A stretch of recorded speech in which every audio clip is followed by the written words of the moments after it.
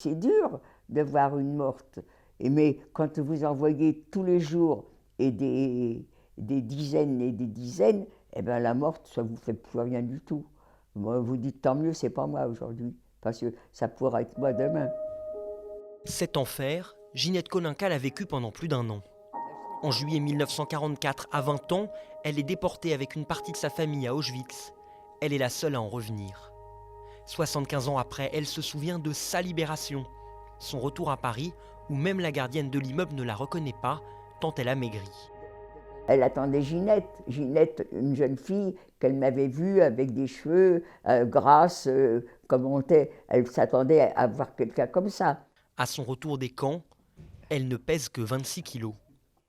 Alors ça, c'est quand 1 mois après que je suis rentrée. J'avais déjà grossi, hein. J'avais pris 18 kilos.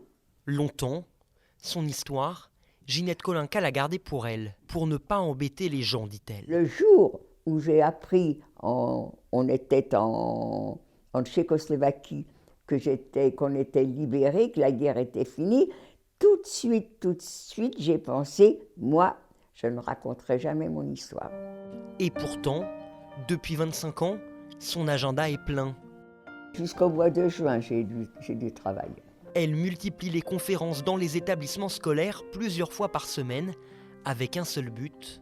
Pour que les gens comprennent où mène la haine. Parce que, en fin de compte, tout ce qui s'est passé, c'est la haine de Hitler envers les Juifs.